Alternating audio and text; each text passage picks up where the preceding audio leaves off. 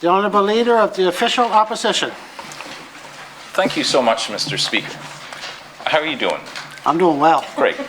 Going bald. That's a question that we ask each other frequently.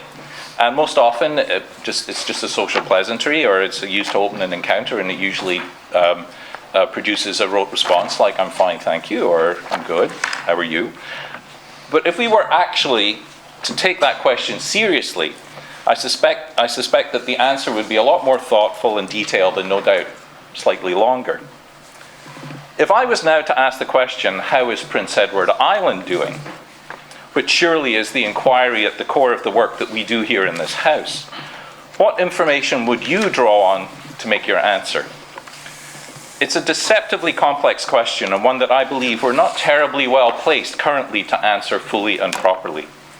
We've been assured at various times in the last few years that PEI is on a tear, ahead of the pack, on a winning streak, which all sounds giddy and wonderful.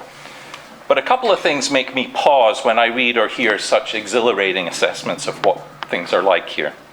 The first is, what are these people basing their evaluations on? And the answer to that is easy. They're talking about economic growth. They're talking it's all based on gross domestic product, or GDP.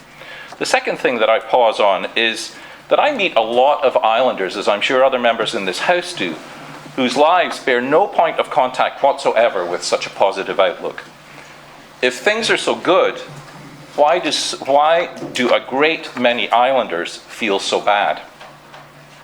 Vital Signs, a report issued just yesterday and included in the Island papers today, and done by the Institute for Island Studies in collaboration with the Community Foundation of PEI and Rotary Clubs here, is about how islanders view their own quality of life, what seems to be working and where we need to continue with or to shift the focus of attention. It contains data not just on economic health, but on the health of our communities and of the environment and of individual islanders. How secure do islanders feel about their future, the availability of healthcare and education, of their connection to each other and to the natural world? The report mirrors very closely an effort that I made as then leader of the third party in this House when I introduced the Wellbeing Measurement Act back in 2015. I'm really grateful for the presence of this report, the first of its kind in North America. And I look forward to digging down into the information which will allow us to come up with a much more complete and relevant answer to that pivotal question, how are we doing? Thank you, Mr. Speaker.